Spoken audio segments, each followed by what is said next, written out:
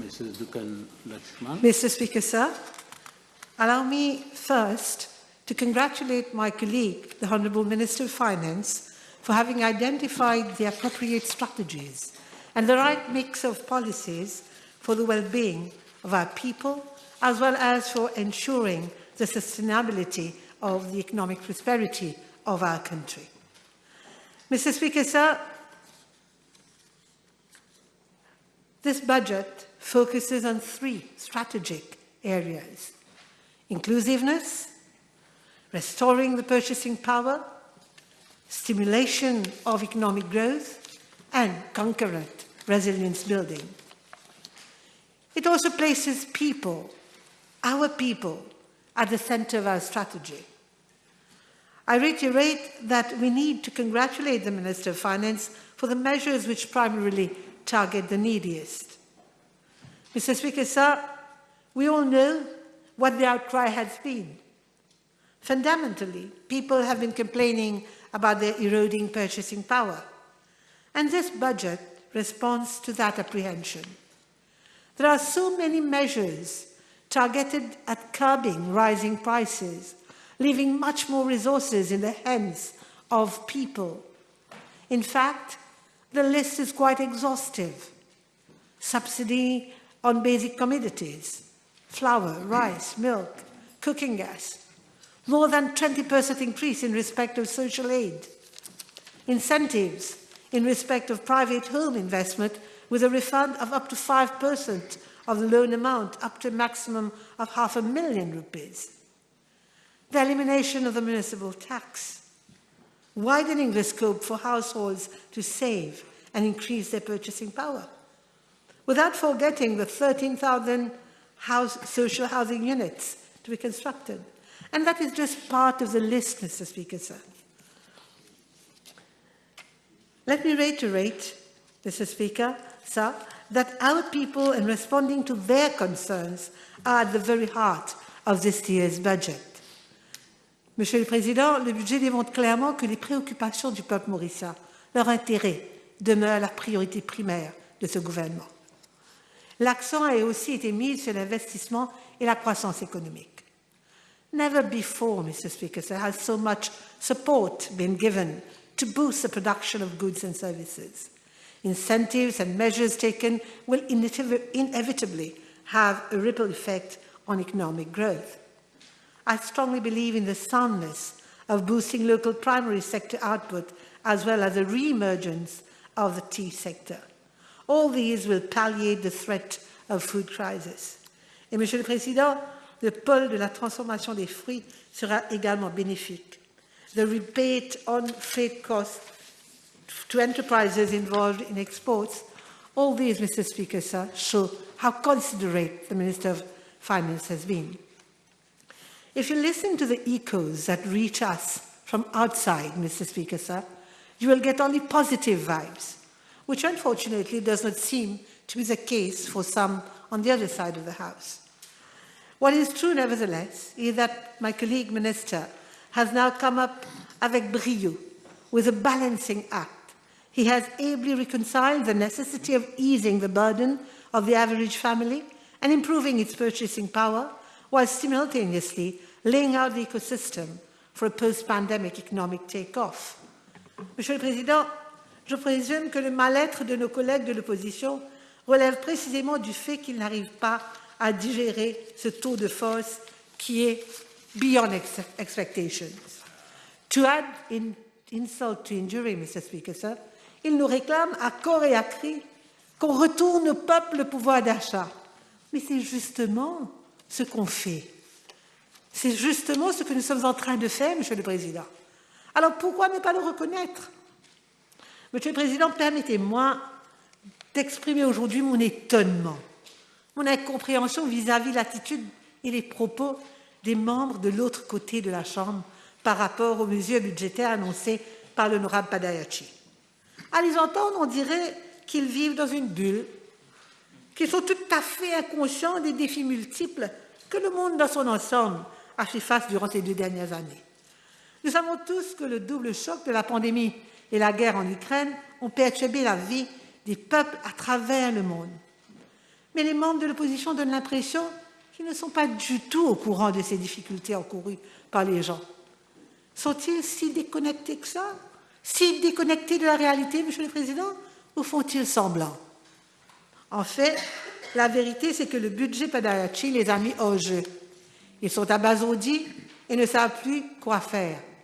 Ils ont perdu leur repère. Les arguments qu'ils avancent sont fades, blêmes, sans conviction et souvent contradictoires, comme l'a si bien fait ressortir hier l'honorable Usnu lors de son intervention. Le budget a été au-delà de l'attente des gens et surtout de celle des membres de l'autre côté de la Chambre. Mr. Speaker, sir, this government, led by Honourable Pravin Kumar Jagannath, our Prime Minister, has taken a series of measures to ensure the protection and well-being of the people of the Republic of Mauritius. Je ne parlerai pas des mesures prises pour accompagner le peuple mauricien durant la pandémie, le confinement, ou encore les mesures prises pour assurer la protection du peuple mauricien, que ce soit en termes de vaccins ou de médicaments. Je ne parlerai pas de tous les efforts mis pour assurer que les personnes âgées, les jeunes à l'école soient vaccinés. Mais, Monsieur le Président, il est bon de noter aussi que le ministre des Finances a su satisfaire les besoins du peuple, surtout les plus vulnérables, en apportant le soutien si nécessaire dans ces moments difficiles, tout en assurant la relance de l'économie, à travers des mesures concrètes pour stimuler la croissance. À travers ce troisième budget, l'honorable ministre des Finances a été fortement applaudi et d'ailleurs, nous le savons bien, il a été nommé le meilleur ministre des Finances du continent africain et nous lui en félicitons. Monsieur le Président, permettez que je cerne l'aspect concernant les allocations. Cela dans le but d'éclairer la lanterne de nos amis de l'opposition qui ont une fixation sur le pouvoir d'achat. Faisons les comptes, Monsieur le Président. 350 000 personnes percevront une allocation mensuelle de 1 000 roupies, soit plus d'un quart de la population. 300 000 personnes verront leurs prestations de retraite augmenter. En termes de foyers qui sont exemptés de la taxe municipale sur leur résidence, 110 000 familles en seront les bénéficiaires. 100 000 de nos contribuables paieront moins d'impôts et se retrouveront avec un supplément de ressources financières à leur disposition. Et cela impactera certainement positivement sur le pouvoir d'achat. Monsieur le Président, prétendre que le budget n'apporte aucune aide à la population relève de la démagogie pure et simple. Et c'est indéniable. Peu importe ce que l'opposition veut faire croire, ce budget a créé un feel-good factor et la population est nettement consciente de cela. Je disais tout à l'heure, Monsieur le Président, que le budget a pris en compte l'écosystème humain, le bien-être de la population, une amélioration de la qualité de vie, que ce soit le service de santé, que ce soit le système moderne de transport. Le gouvernement a toujours mis l'être humain au centre de son action. Ces mesures viennent s'ajouter, bien sûr, aux facilités, assistances et subventions que les familles reçoivent déjà. Aujourd'hui, ce gouvernement a assuré que l'éducation est réellement gratuite, du primaire au tertiaire. L'enseignement supérieur gratuit, les manuels scolaires gratuits, les frais d'examen gratuits. Et là, je voudrais quand même attirer l'attention de cette auguste Assemblée sur la vision de notre Premier ministre.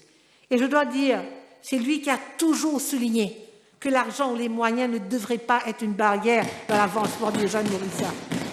Dès notre arrivée au gouvernement en 2014, il s'est assuré qu'on redonne les subsides sur les frais d'examen.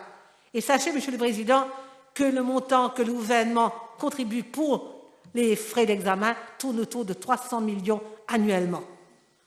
Monsieur le Président, nous ne sommes pas arrêtés à cela. Je viens de le dire, l'enseignement supérieur gratuit coûte à l'État 600 millions de roupies. Mais qu'avons-nous fait? Le Premier ministre, dans sa vision, a voulu démocratiser l'accès à l'enseignement supérieur. Et aujourd'hui, plein de familles peuvent envoyer les enfants continuer leurs études dans nos universités. Monsieur le Président, peut-être que je devrais faire ressortir aux jeunes parlementaires qui peut-être ne sauraient pas comment la situation était il y a quelques années de cela. Vous savez, dans les familles, il fallait attendre qu'un élève puisse compléter leurs études prendre part aux examens. L'année où un des enfants devait prendre part aux examens de Cambridge, l'autre enfant devait attendre. Ils sacrifiaient une année de leurs études parce que les parents n'avaient pas les moyens de payer les frais d'examen. Mais ce gouvernement-ci, Monsieur le Président, a assuré que les élèves, que les jeunes Mauriciens puissent continuer leurs études en toute quiétude.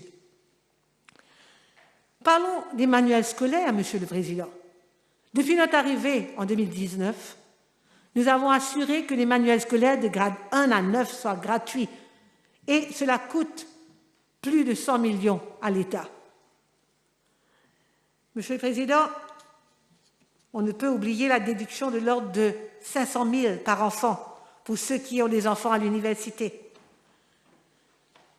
Monsieur le Président, la baisse des impôts de 15 à 10% a été réduite pour les familles dont les revenus mensuels ne dépassent pas les 50 000.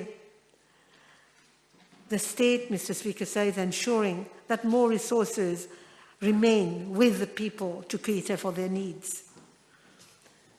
Monsieur le Président,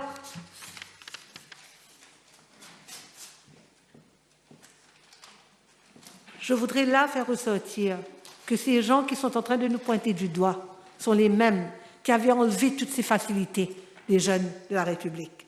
Je ne reviendrai pas sur les propos qu'ont déjà tenus mes amis sur le fait que certains avaient même trouvé que ça coûtait trop à l'État d'offrir un pain dans les écoles pour nos enfants. Monsieur le Président, que se serait-il passé si le gouvernement n'avait pas pris toutes ces initiatives depuis l'arrivée au pouvoir en 2015? Monsieur le Président, à travers le monde, la situation créée par la pandémie, par la guerre, a donné lieu à beaucoup de défis, and governments across the world have developed coping strategies, Mr. Speaker, sir. But this government, Mr. Speaker, sir, this government, under the able leadership of and guidance of our Prime Minister, Honourable Pravin Kumar Jagannath, has been unflagging in its determination to have a prompt and effective response. And government initiated such a large number of proactive and in-time actions that were instrumental in the containment of the pandemic and reversing its spiraling consequences. Today, despite the toll of the pandemic and the war, all forecasts point to, firstly, a reduction in unemployment from 9.1% last year to 7.8%, a boost in the exports of goods and services slated to reach 169 billion rupees, an increase in investment rate to 21.2% of GDP, a jump in FDI as well as in tourist arrivals reaching up to 1 million this year, a declining public sector debt. And this is not all, Mr. Speaker, sir. The GDP is expected to exceed its pre-pandemic level to reach 520 billion rupees by 2022, as against 465 billion in 2021. Mind you, such figures are not being pulled from a conjurer's hat. They come from the forecast of the International Monetary Fund. Mr. Speaker, sir, the Minister of Finance has rightly chosen the theme of the budget to be with the people, for the people. He transcribed this into reality. Allow me to refer to just a few of those measures, Mr. Speaker, sir. I have already mentioned the provision of subsidies, the price control in certain essentials, the regressive markup regime for pharmaceutical products, which will also prove to be a timeless measure, especially for the elderly. These measures, Mr. Speaker, sir, will have a highly positive payoff for everybody. And what I should add with regard to the increase in old age pension is that the very people who've been telling us again and again that we should not increase the pensions. In 2014, they were saying that it's unsustainable. In 2019, they were saying that we were bluffers. And today, Mr. Speaker, sir, we have done it without increasing taxes. And we have shown to them that we act differently. Mr. Speaker, sir, we didn't stop at the old age pension. All basic pensions have been increased. The invalidity pension will also no longer be accounted for as a revenue for the purpose of tax computation. Monsieur le Président, il ne faut pas oublier ces gens qui nous disaient qu'il ne fallait pas augmenter la pension de vieillesse. Et aujourd'hui, nous sommes fiers de dire que la pension de vieillesse est passée de 3 623 à 11 000 roupies en juillet 2022. Ces mêmes personnes sont maintenant, they have the cheek, Mr. Speaker, of coming to us and saying, trop peu, trop tard, fallait donner plus, c'est pas assez, et j'en passe. Monsieur le Président, les personnes âgées ont toujours eu une attention spéciale et une considération particulière par ce gouvernement, car nous croyons et nous reconnaissons leur contribution dans le développement de notre île.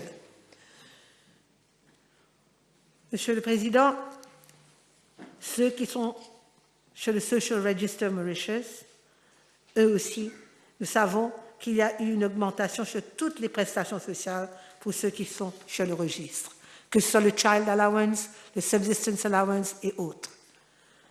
Mr. Speaker, sir, we all recall the loud and prolonged table thumping that reverberated across this assembly when the minister announced the tax rebates, or again the abolition of the municipal tax on the family home for some 110,000 families.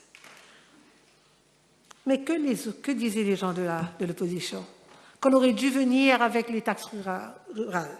Mais, Monsieur le Président, nous avons cessé l'histoire de us against them, ville contre village. Aujourd'hui, nous avons trouvé la formule qui marche. Monsieur le Président, pendant que tous les indicateurs laissent clairement comprendre que la situation revient à la normale, que l'optimisme est de rigueur, même pour les institutions internationales d'ailleurs. Certains, de l'autre côté de la Chambre, parlent de worsening economic situation, de money illusion. Allez comprendre, Monsieur le Président. Certains disaient même qu'on allait subir le même sort que le Sri Lanka ou la Grèce. C'est tout ce qu'ils trouvent à dire, Monsieur le Président. Les oiseaux de mauvais augure.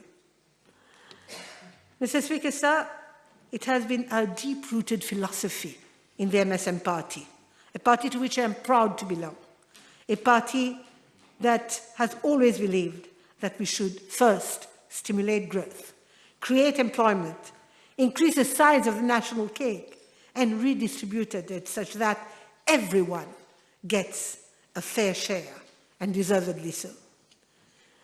That, Mr. Speaker, sir, is what inclusive growth is all about. The budget is dictated by the economic imperative and moral conviction that this government will leave no one behind, Mr. Speaker, sir. Mr. Speaker, sir, I'll make it a point to stress that all the above benefits that will accrue to our citizens, especially those who are the most vulnerable one, will be supplementing what already obtains under our welfare state. We are, in fact, consolidating the welfare state, ensuring that all citizens have a fair deal. And I dare believe our welfare state is one of its kind, if not unique, in this part of the world. We want, Mr. Speaker, sir, the rising tide to lift all vessels, boats and ships alike. Let me, Mr. Speaker, sir, now turn to the education sector. The budget 2022-2023 has a direct allocation that stands at 18.3 billion for the sector. Accordingly, there is a clear recognition that education is the key to our development agenda. It also recognizes that investments in human capital should be sustained, since every child of the Republic has to grow into a productive citizen, contributing positively to the emancipation of society. The direct budget allocation for this financial year, which stands at 18.3 billion, will allow us to do so. The fundamental notion of equity is inbuilt in the education sector. The Honourable Minister of Finance does recognise this, keeping in view the sustained investment he has been making in education over the years. Mr. Speaker, sir, with your permission, I will briefly expatiate on a number of major thrust areas that this budget supports and propels. In the pole position is a consolidation of the free education. Je viens de le dire, Monsieur le Président, nous avons bouclé la boucle en ce qui concerne l'éducation gratuite, tout en à tous les niveaux de l'éducation, incluant l'enseignement supérieur. Allow me at this stage to express my sincere gratitude to the Minister of Finance for the introduction of 2 additional scholarships on the economic side under the Sir Anirudh Jagannath National Scholarship Scheme. I'm also grateful, obviously, for this recognition of the incredible achievements of the late Sir Anirudh Jagannath, a stalwart in his own right, and who rightly again is acknowledged as the father of the economic development of the country. But I'm also deeply grateful for the acknowledgement, because it is thanks to him and his mentoring that I am in the political arena today. The scholarships can hence be seen as a tribute to and as a symbolic token of the motivation and incentivization that he has given to so many young persons as they embarked on their professional careers. On both counts, I believe that the scholarships for the first girl and first boy students in the economic strand will throw into relief the paramount necessity for hard work and perseverance and determination, qualities that Sir Anirudh clearly exemplified in his lifetime and that we want to sustain in our system. Mr. Speaker, sir, the second thrust area is the advancement of the educational reform program we had embarked upon since 2015. I will not go back to the number of transformations that have been successfully brought to the sector. I have had the opportunity to highlight many of them through responses to PQs. The results are there for all to see. Mr. Speaker, sir, I will not dwell on the long list of infrastructural projects, constructions, extension and upgrading to be undertaken in both primary and secondary schools. Suffice it to say that government will continue to invest in building infrastructure of schools to enhance the learning and physical environment. Around 350 million rupees have been provided in this budget for that purpose. Monsieur le Président, permettez-moi à ce stade de répondre aux propos de l'honorable Gungapersad. L'honorable Gungapersad, durant son intervention, avait fait mention des gymnases qu'il attendait sans cesse. Je voudrais attirer son attention, Monsieur le Président, que nous, au ministère, nous, dans ce gouvernement, nous pensons à l'éducation comme un ensemble. Et tous les enfants de la République, qu'ils habitent le nord, le sud, l'est ou l'ouest, sont nos enfants. Je n'ai pas trop compris ce qu'il venait de dire à plusieurs reprises, 4 à 14. Je présume qu'il faisait allusion aux circonscriptions 4 à 14. Est-ce que M. Gungapersad, qui à plusieurs reprises, durant son intervention, nous a rappelé qu'il a été recteur, chef d'établissement scolaire, est-ce que lui, quand il parle des enfants du pays, il parle des enfants du pays en tant que des enfants de telle ou telle circonscription? L'honorable Gungapersad, à plusieurs reprises, durant son intervention, nous a rappelé qu'il a été, lui, chef d'établissement d'un collège MGI, qu'il a trouvé difficile, certes, le travail, mais qu'il a été chef de département, chef d'établissement scolaire. Il a trouvé bon de venir dire dans cette Assemblée que nous sommes en train de regarder certaines écoles et pas d'autres. Ben, j'ai la liste, Monsieur le Président, et je lui demanderai d'aller voir dans The Estimates quelles sont les écoles, qu'est-ce que nous sommes en train de faire.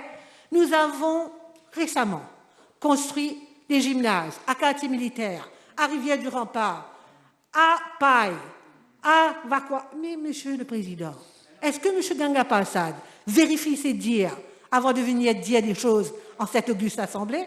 Je lui demanderai, en tant que chef d'établissement scolaire, de transmettre les valeurs aux jeunes et de réaliser qu'on ne vient pas débiter n'importe quoi dans cette assemblée sans avoir vérifié ses dires. M. Gungapersad nous disait que la HRDC est en train de donner des stipends aux jeunes pour qu'ils aillent se former, mais il se fait porte-parole de certains élèves qui sont venus lui dire qu'au lieu d'avoir 10 000 roupies, ils n'ont reçu que 4 000 roupies. Monsieur le Président, est-ce que M. Gungapersad a pris la peine de vérifier ce qui s'est passé? C'est vrai qu'il y a un stipend de 10 000 roupies, Mais il faut aussi être présent à l'école, être présent pour la formation pour recevoir ce stipend. Et le paiement ne se fait pas pour atteindre. Si au lieu de venir encourager les jeunes, d'aller vers ces formations et d'aller profiter de cela, il est en train de dire que ce sont des promesses. Mais enfin, il faut être responsable. Quand on aspire à être celui qui s'occupera du portfolio de l'éducation, on doit démontrer un peu plus de grandeur d'âme, Monsieur le Président. Monsieur le Président, il a été plus loin. Et je dois dire que j'ai été choquée par la façon dont il a parlé, avec l'agressivité que Mme Ramiad, l'honorable Ramiad, a bien fait ressortir, n'est pas digne d'une personne qui est supposée d'être imbue des Gandhian Principles venant d'un MGI. Il n'a pas démontré de patience du tout. Il ne sait pas que pour venir avec un gymnase, il nous faut avant tout que les officiers du MNI puissent travailler les spécifications, venir avec les designs et finalement les thèmes de procédure. La patience est une vertu qu'on doit surtout garder, Monsieur le Président. Il y a quelque chose d'autre qu'il a dit que je trouve vraiment inconcevable. Quelqu'un qui a été dans le secteur éducatif, quelqu'un qui a été responsable de l'éducation de nos enfants. Il est venu à l'Assemblée, venir dire qu'il y a eu un leakage de papier et de PSAC et que les élèves ont composé en août. Monsieur le Président, est-ce qu'il a pensé aux enfants? Il a voulu venir créer des doutes dans la tête des gens. Et je trouve que c'est terrible, vraiment inacceptable, venant d'un honorable membre de cette Assemblée. Venez dire ici que les papiers ont été leaked. Monsieur le Président, si jamais il y a eu des gens who attempted to get information, and when this became known, la MES a pris les dispositions qu'il fallait. All information, confidential information, that could have been compromised, have been put aside. Il parle de leakage de papier. Les papiers, on n'a même pas encore envoyé les informations en Angleterre où les papiers sont printed. Mais enfin, venir créer des doutes, venir pointer du doigt une institution, il a pris la peine de venir nous lire la lettre qu'il a écrite à la MES après les examens pendant la pandémie. Monsieur le Président, on a oublié ce qu'il disait aux gens autour quand on avait les examens, quand on a pris la décision d'étendre l'année scolaire, quand on a pris la décision de renvoyer les examens. Ils disaient toutes sortes de choses. Ils allaient sur les réseaux sociaux critiquer.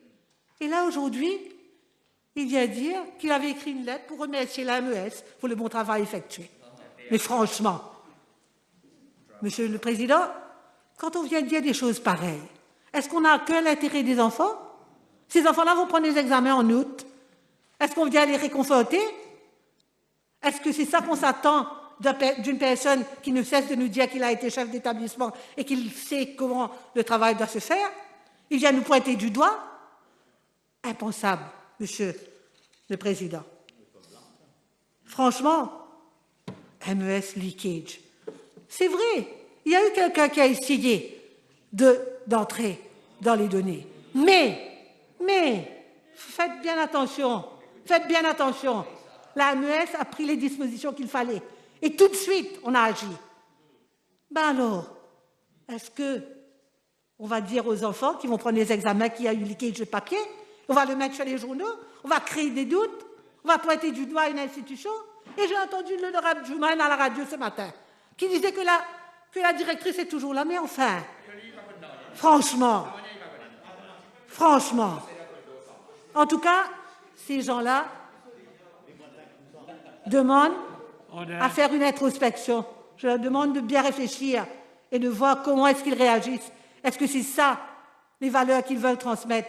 Et quand on les écoute ici à l'Assemblée, ils sont toujours en train de nous pointer du doigt. Ils sont toujours les donneurs des leçons. Monsieur le Président, il est venu nous parler des psychologues.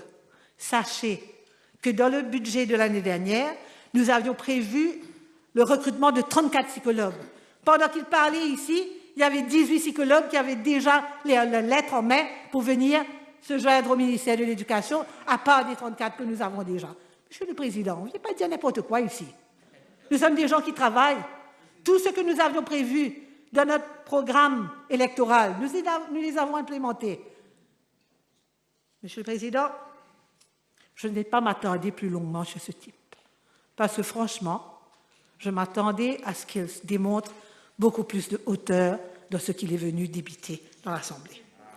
J'espère qu'il est conscient of the damage they have caused to our students. Mr. Speaker, sir, let me come back to what I was saying earlier.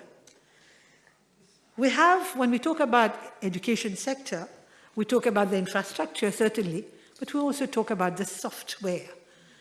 I said I didn't want to go over everything that we have done, but we have been collaborating with the Ministry of Youth and Sports. We've been collaborating with institutions, and today we can proudly say that 14,000 students of grade 4 have all been trained in swimming. La natation scolaire est une vérité aujourd'hui dans nos écoles. We have more than 10,000 students who engage in after-school sports activities. We are not stopping there. We have introduced the outdoors education program that we would do in collaboration with the Ministry of Youth and Sports and the Mauritius Sports Council. We want our young people to grow and to really become productive citizens. And we want them to be, well, vraiment bien dans leur peau.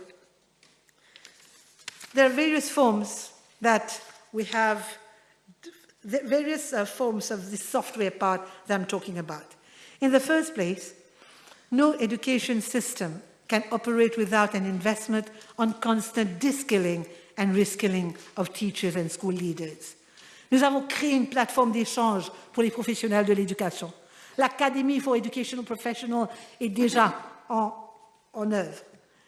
I am pleased to highlight that the budget makes provision for funds that will help to initiate capacity building programs to facilitate sharing and good practices through our Academy for Education Professionals. I also welcome the initiative in the budget for the Passeport Culture to be provided to youth at age between 15 and 25 years old for the purchase of books, musical and sports equipment, as well as arts and cultural activities. This is a major component of the reform in the education system. It ensures that the overall development of the child and creates opportunities for talents to be exhibited and tapped. This is also a tacit recognition that the consolidation of the reform program depends heavily on an interministerial and interinstitutional partnership and collaboration that has always characterized my ministry. In the domain of digital learning, that also Mr. Honorable Gungapersad pointed out, I wish to draw his attention and that of the House that the Ministry of Information Technology, Communication and Innovation has already awarded the contract for the provision of high-speed connectivity in 155 secondary schools. Mr. Speaker, sir, who can possibly question the reliance upon information technology in practically all sectors in today's world, whether it is the world of work, the world of leisure, the world of social interaction? We are all aware of the extent to which EdTech proved to be a powerful and invaluable partner when school had closed down due to the pandemic. In fact, we have a feeling that it is fast gaining ground today, and that instead of provoking exclusion, EdTech rather opens up new opportunities for inclusion in teaching and learning. The how is easy to answer. For one thing, EdTech carries with it the concept anytime, anywhere learning. For another, it has shown the efficacy in assisting learners with disabilities and for encouraging personalized learning. This has proved to be the case in Mauritius as well, which incidentally explains our investment in technology in schools for learners with disability and for learners with disabilities. I strongly believe that our educational processes can be enriched by technology, and certainly it plays a highly contributory role in improving learning outcomes. Blended learning, Mr. Speaker, sir, is the new name of the educational game, and we cannot afford to miss the boat. Obviously, EdTech in school is not something of a novelty in education institutions. My ministry has been investing massively in it. D'ailleurs, on envisage même de travailler avec les partenaires étrangers pour la formation de nos professionnels dans ce domaine. Ce qui est important à retenir, Monsieur le Président, c'est le fait que nous avons pas été forcés par la pandémie pour tourner vers la numérisation. En effet, le Student Support Portal, dont l'apport a été probant durant la pandémie, a été créé bien avant que celle-ci ne fasse surface. Personne n'avait alors réalisé l'importance capitale de ce portail numérique. Dès 2019, Monsieur le Président, nous avons un portail numérique qui permet aux jeunes d'avoir accès à des leçons. Et cela nous a été d'une grande aide pendant la pandémie. La même chose s'applique au Early Digital Learning Programme. C'est effarant le nombre de fois que les membres de l'Assemblée nous blâment de ne pas éliminer l'inégalité et l'inéquité dans le système éducatif. On parle de digital divide, de laisser certains apprenants hors du circuit. Mais c'est précisément dans cet esprit qu'on a investi dans le Early Digital Learning Project. Dès leur arrivée à l'école, ils sont exposés à la technologie. Et mon collègue, Madame Doréaou, a aussi porté son aide pour les enfants durant la pandémie. Et on a aussi dit qu'elle est venue avec des tablettes qu'on a remis aux élèves dont les parents étaient chez le Social Register. The Early Digital Learning Project that had initially been initiated at the lower primary level is now being rolled out to cover the entire primary education cycle. And for this purpose, I am pleased that an amount of 360 million rupees has been made available in the current budget. Mr. Speaker, sir, we cannot have a rest on our laurels. It is important for us to benchmark our education system against international standards. I am consequently highly appreciative of the provision made in this budget for Mauritius to participate in the 2024 edition of Programme for International Student Assessment, the PISA. This is a worldwide learning assessment of the OECD. As the House certainly knows, PISA is an international assessment that measures competencies in 3 major domains of study, namely reading, mathematics, and science. The focus is on the capability of 15-year-old students to think critically and apply their knowledge creatively in novel contexts. We have also been laying emphasis on the study of STEM, science, technology, engineering, and maths, and we know that it's extremely vital for a country to innovate, improve its productivity, and bring about social uplift, and STEM will help in that. Again, the pandemic has shown us how important science can be, and hence interest in these subjects should constantly be buoyed and sustained. Here, I must express my appreciation for the tremendous work and the role played by the Rajiv Gandhi Science Centre in popularizing the uptake of science by youth. The Centre has established strong partnership with international bodies and institutions, and such partnerships are paying rich dividend. Mr. Speaker, sir, let me come to another area which is very dear to me, that of technical and technology education. We have now come to the next stage of our reform agenda, where our focus has to be on the technical and technology education. Mr. Speaker, sir, in an ever-changing technological landscape, in addition to knowledge, learners are required to acquire a set of skills, and that are today's new currency for learning and development. But as importantly, these skills and competencies have to be future-proof, given the dynamism and the fast-evolving workplace. What are the skill sets that we are looking for? Creativity and innovation skills, certainly, but also high-order skills such as critical thinking, problem-solving, digital literacy, soft skills like flexibility, adaptability, as well as social and pluricultural skills. We know that countries like Singapore, South Korea, Germany, Finland have gradually adapted their education and training systems to the needs of the day. They are channeling around 50% of their upper secondary education population to technical and technology education. This is particularly timeless when such key economic sectors like creative industry, healthcare, freeport, logistics, ICT, and life sciences, amongst others, are fast gaining prominence. Mr. Speaker, sir, I'm pleased to announce that we are transforming the technical and technology education sector in Mauritius. We need to address the high skills needs of the country by creating more opportunities, especially pathways for students to pursue studies in technical and technology education. This will see a transformation of the entire technical education landscape. The Polytechnics Mauritius Limited has already identified its niche, semi-professional areas, and is operating in full swing despite its brief history. Its student population has today reached 3,200 and is diversely represented, comprising, as it does, of Mauritian, Rodriguan, and African learners. We know that PML has been a success story. We know also that the Institute of Technical Education and Technology is called upon to deliver post-grade 11 demand-driven quality technical and technology education courses. To round off the whole exercise, we are now in the process of diversifying the educational offerings at grades 10 and 11. This will be a new, credible, coherent, and high-quality learning pathway that promotes learner achievement towards skills for the future. This pathway will be an attractive and alternate one so that students may choose between the general or the technology education. I will stress the fact that this technology education pathway will be of equal standard and repute with the general education. To guarantee the process, Mr. Speaker, sir, we are embarking on a venture that will have major long-term impacts on the systemic transformation of education. The House will recall the decision conveyed in this very Assembly regarding the establishment of the National Examination Board to be affiliated to the University of Mauritius. This board will set the examination standards and have the responsibility for the award of the qualifications at secondary level for Creole Mauritian.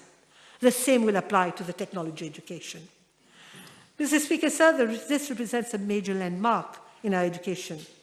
Allow me to add that Mauritius is going further in its reform to rebrand and modernize technical and technological education.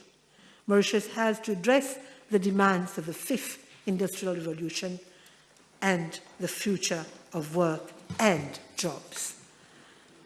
Mr. Speaker, sir, a few words on higher education. Major actions are underway to develop Mauritius into a knowledge hub. To increase credibility and visibility, we must have a robust framework, sound quality assurance mechanism, and effective and efficient funding mechanisms to steer and monitor performance in the sector. Thus, a reformed regulatory framework is in place for registration of private higher education institutions and accreditation programs of both the public and private educational institutions. Furthermore, to facilitate mobility of students, a credit value and a transfer system is being adopted. Let me also add that we are implementing a common admission platform and a learner management system, and also providing for the students' accommodation facilities, the hall of residence at Côte d'Or for students of both private and public institutions, in line with our vision to attract more international students. Moreover, this year, the principle of equity has also led to the waiving of the administration fee for students from families under the SRM. This will also apply for full-time courses at the MITD, as well as other recognized public tertiary institutions. Mr. Speaker, sir, let me close this part and take up the next thrust area, which relates to the panoply of measures for the pre-primary and SEND sector. We have said that the budget is one about inclusion. The Honourable Minister of Finance has been kind enough to listen to my earnest request to go the extra mile for those who militate for the well-being of our SEN learners. Let me highlight the grant of 100,000 rupees for repairs and renovation of buildings, and further funds of 50,000 rupees for the purchase of equipment and pedagogical tools and materials. Further, the DBM will now provide a loan at a concessional rate for the upgrading and embellishment of special education needs school infrastructure. Meals will also be provided to all students in special education needs schools, irrespective of their age, and I'm sure that the SEDAC and other NGOs will equally appreciate the increase in their grants to a tune of 155 million rupees. Mr. Speaker, sir, we are also coming up with standardized individual education plans that has been designed to validate and has been validated by the paramedical team. We are also ensuring the continuous professional development of all staff in special education needs schools. And as a caring government, we have also seen to it that transport facilities be provided to all special education needs learners, irrespective of their age. This is a long-awaited measure and will certainly facilitate the conveyance of these learners, as well as alleviate accessibility and mobility restrictions encountered by many families. Mr. Speaker, sir, the special education needs sector has been fully supported in this budget, and this in itself is a huge step towards inclusion. Mr. Speaker, sir, the early childhood sector is an extremely important one. And in fact, we should really think and should really be talking about a triple dividend benefit of investing in the early childhood sector. There is a global recognition of the importance to be attached to this subsector. And we know that everybody recognizes it, including UNICEF, that investing in early childhood development is one of the most cost-efficient and powerful strategies to achieve fair and sustainable development. And accordingly, I have to thank the Honourable Minister of Finance for the funds provided. A one-off grant of 6,250,000 rupees has been earmarked to support the private pre-primary schools. New pre-primary schools are being set up at Le Monde, at Montagnery. Some 95 million rupees will also go towards the monthly per capita grant for children attending private pre-primary schools. The ECCEA equips teachers and its own personnel with innovative knowledge, deep research-oriented skills. Mr. Speaker, sir, we have been talking about holistic development of children. We have ensured that children manage to get what they need to get at school, that when we go to school, we don't look at the unidimensional person, but we want them to develop all their competencies. We want them not only à réussir dans leur vie, mais aussi à réussir la vie. I'm sorry, Mr. Speaker, sir, we haven't embarked on a major reform in education just to witness people emerging out of the system showing unidimensional features only. Mr. Speaker, sir, I will not go any further, but I would just like to answer a few more things that have been stated here. We've been talking about violence in school. Violence in school is a reflection of society. And we are taking steps at the level of schools. We have come up with programs such as la gestion des émotions. We have a new directorate which relates to health and wellness. We are taking measures to try to help students get over, to cope with stress. We have our department for counseling, and everything is being done to help our students. But, Mr. Speaker, sir, I've just stated we have increased the number of psychologists attached to the ministry, and before ending, I will fail in my duty if I do not take up the points raised by the Honourable Minister, by the Honourable Leader of the Opposition. Mr. Speaker, sir, he had, during his intervention, stated a few things that I need to reply to. Il est venu dire, Monsieur le Président, que le ministère démontre une méchanceté vis-à-vis des écoles secondaires privées et que nous ne sommes pas en train de leur donner suffisamment de ressources, nous sommes en train de les forcer vers la médiocrité et que, en resserrant leur budget, nous les poussons vers la médiocrité. Monsieur le Président, je voudrais faire ressortir une chose. Voilà ce qu'il avait à dire. La situation est grave. Il y a un manque aigu de financement. Les écoles suffoquent et sont condamnées à une mort lente. Nous parlons des écoles confessionnelles catholiques, des écoles hindoues, des écoles musulmanes et des autres collèges privés.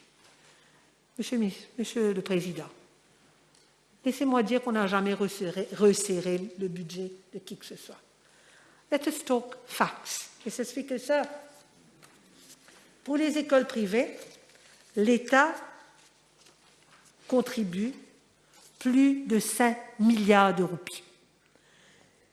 Au contraire, durant l'année écoulée, nous avons eu une augmentation de la compensation qu'on donne pour l'utilisation des school premises. On a alloué plus de 100 millions de plus. On est passé de 200 000 roupies par mois à 300 000 roupies par mois pour l'utilisation des infrastructures des écoles. Nous payons tous les salaires de tout le personnel de ces écoles, non enseignants comme enseignants. Et cela tourne autour de 4 milliards 490 000 roupies. Nous donnons au collège, au-delà de ces 4 milliards, 590 millions chaque année. Le système leur envoie la somme.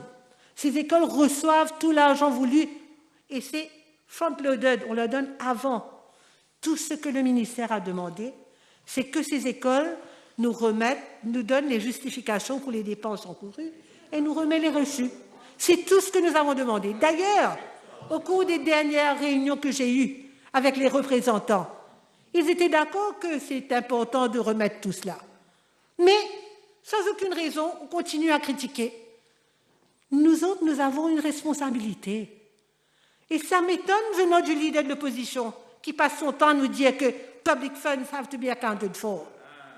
Est-ce qu'il veut venir me dire là que je devrais discharge public funds de l'ordre de 5 milliards aux écoles privées sans leur demander d'être redevables? Without any accountability, Mr. Speaker, sir? This is what they are expecting from me. Ces gens-là, ça soit sur le Public Accounts Committee, isn't it? Et là, je veux parler de ces sommes, sans parler des autres choses que nous donnons aux écoles. Hein. Staff cost, 4 milliards 490 millions de roupies. Management grant, 590 millions de roupies. Performance grant, qu'on donne aussi, 20 millions de roupies. PTA matching grant, 4 millions de roupies.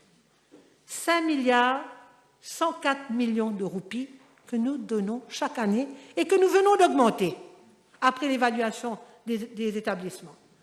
Nous ne sommes pas arrêtés à cela. Ceux qui louent des bâtiments, on leur donne le montant total de l'argent qu'ils payent pour ces bâtiments. Total.